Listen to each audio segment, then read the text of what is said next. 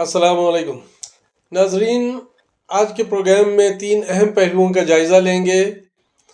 ان میں سے پہلا پہلو ہے پاکستان تحریک انصاف کی طرف سے پاور شو۔ آج ہفتے کے دن سے انہوں نے پاور شو شروع کیا ہے۔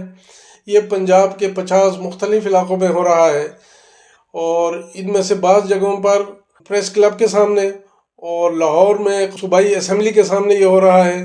اس پاور شو کا مقصد یہ ہے کہ مینڈیٹ چوری کے خلاف احتجاج، یعنی ان کا کہنا یہ ہے کہ ہمارے جن حلقوں سے لوگ جیت رہے تھے انہیں ہروایا گیا ہے اور ان کے مقابل جو لوگ بہت پیچھے تھے انہیں جتوایا گیا ہے اور وہ قومی اسمبلی میں بیٹھ چکے ہیں۔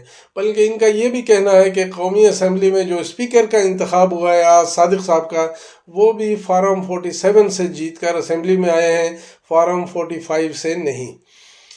اب یہ تحریک یا یہ احتجاج کتنا عرصہ چلے گا اس کے بارے میں کوئی خاص خبر نہیں، تاہم یہ ضروری ہے کہ اس احتجاج میں ساتھ ساتھ تحریک لبیک، جماعت اسلامی پاکستان اور جمعیت علماء اسلام بھی شامل ہیں۔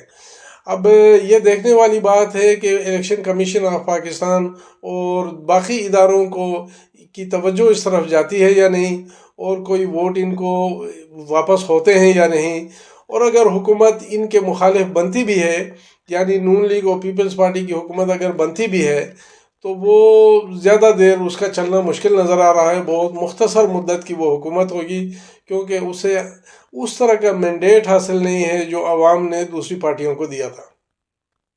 آج کا دوسرا پہلو یہ ہے کہ کل قومی اسمبلی پاکستان میں وزیر اعظم پاکستان کا انتخاب ہو رہا ہے۔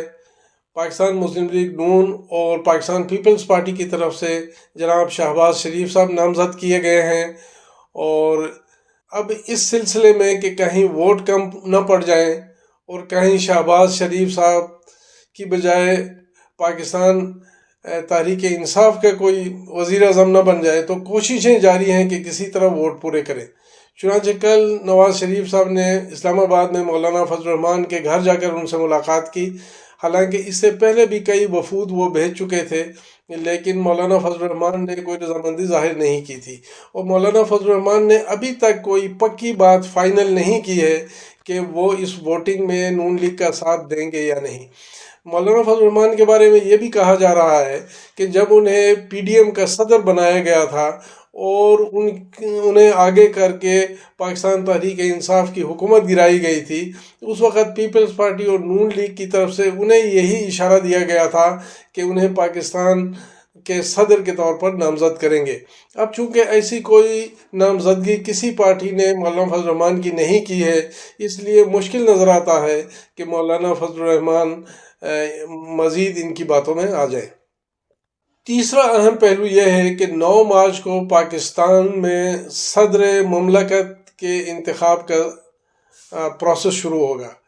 اس پروسیس میں قومی اسمبلی کی ووٹنگ ہوگی صدر پاکستان کے طور پر، اس میں سینٹ کے ووٹ شامل ہیں، اس میں صوبائی اسمبلیوں کے ووٹ شامل ہیں۔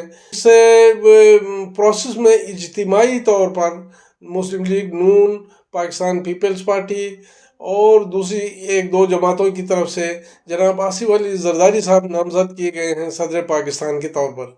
چونکہ پاکستان تحریک انصاف ایک مضبوط اپوزیشن بن چکی ہے قومی اسمبلی میں، حالانکہ ان کا کہنا تو یہ ہے کہ ہمیں حکومت ملنی چاہیے، 180 ووٹ ہیں ہمارے، لیکن ان کی 180 ووٹ چونکہ ان کو ملے نہیں ہیں، وہ سیٹیں ان کو نہیں ملی ہیں، اس لیے فی الحال وہ مضبوط اپوزیشن کا کردار ادا کر رہے ہیں۔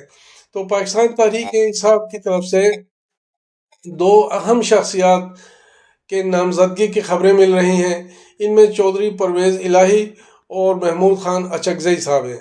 اب ان میں سے جسے بھی پاکستان تحریک انصاف فائنل کرتی ہے اور تو وہ صدارتی انتخاب کے اس مقابلے میں شامل ہوگا، وہ جیت سکتا ہے یا نہیں، لیکن اس کا ملکی سیاست پر بھرپور اثر پڑے گا۔